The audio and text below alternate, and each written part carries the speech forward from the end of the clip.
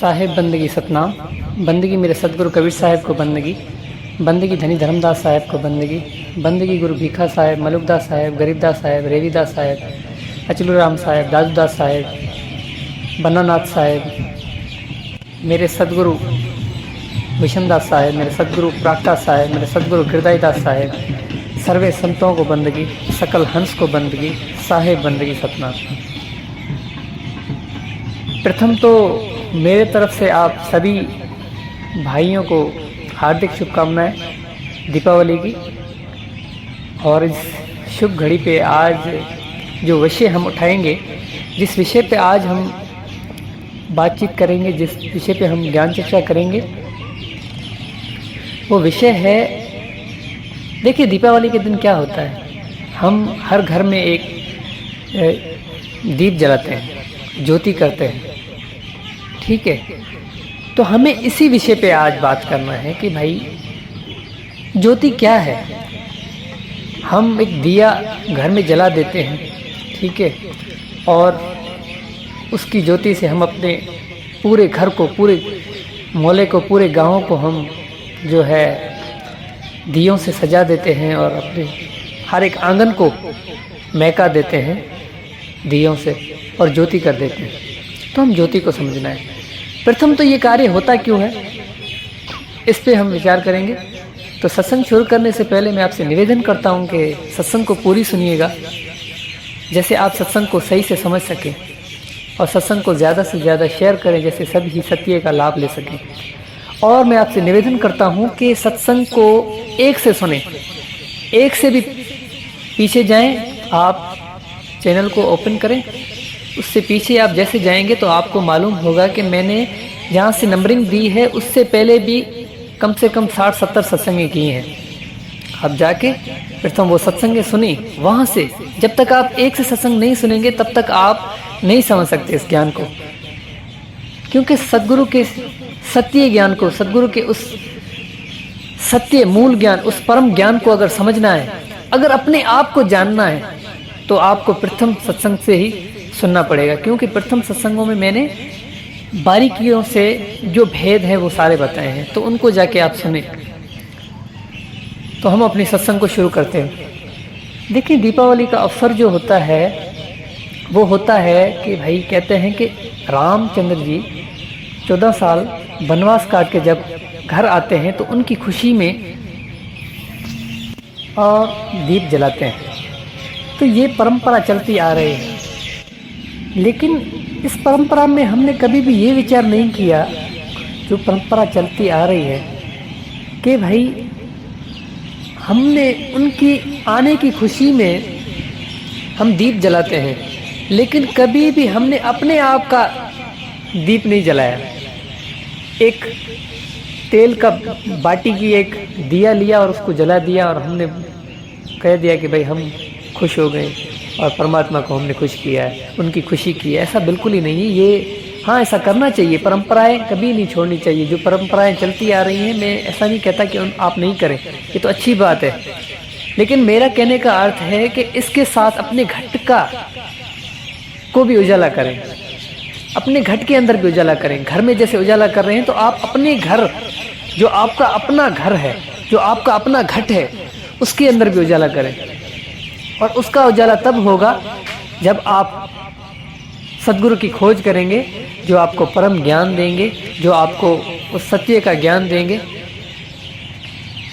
जिससे आप अपने घट में उजाला कर सकते हैं।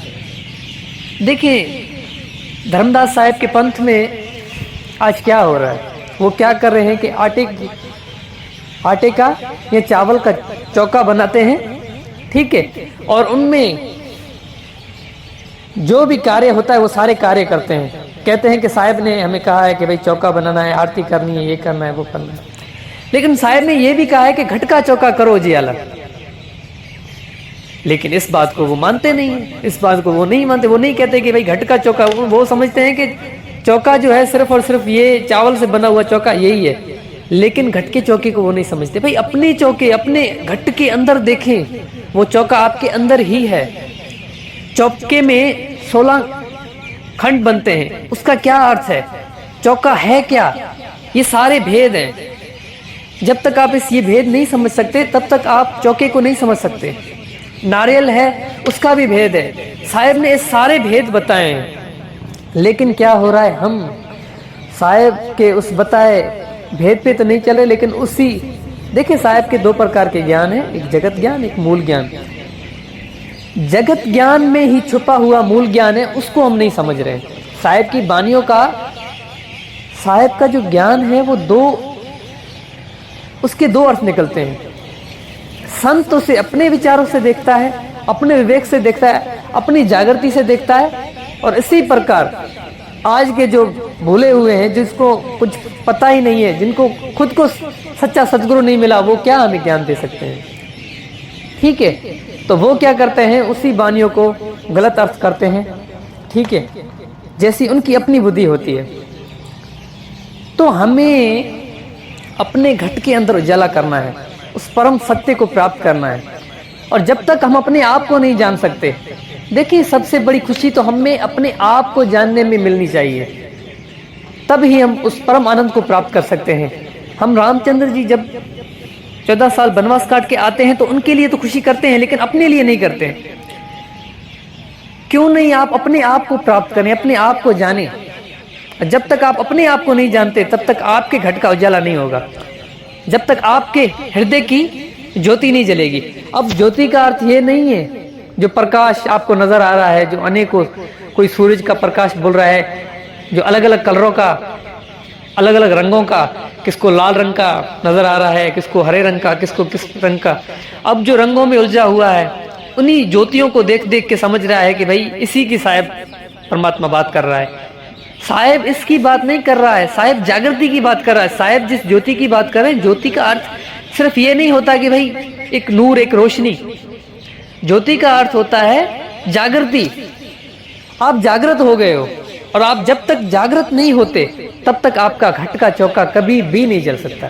कभी भी आप जागृत उस परम सत्य को नहीं प्राप्त कर सकते, उस निस्वरूप को नहीं प्राप्त कर सकते।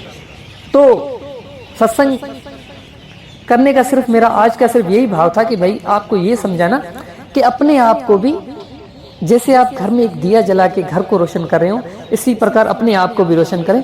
अपने आप को भी हृदय में उस दीप को जलाएं, जिससे आप उस सत्य की खोज कर सकें। और दीप कुछ भी नहीं है, सिर्फ आपका भाव है, आपका विवेक है, आपकी जागृति है, आपका होश में आना है। जब तक आप होश में नहीं आते तब तक आप कभी भी उस परम सत्य की खोज नहीं कर सकते। तो आपको होश में आना है, आपको विवेक से हर एक बात को समझना है। जब आप विवेक से हर एक बात को समझोगे तब ही आप उस परम सत्य, उस सच्चे सद्गुरु की खोज कर सकते हो, और तभी उस सद्गुरु की शरण में जा सकते हो। तो आज के लिए बस इतना ही। साहिब बंदगी, सतनाम।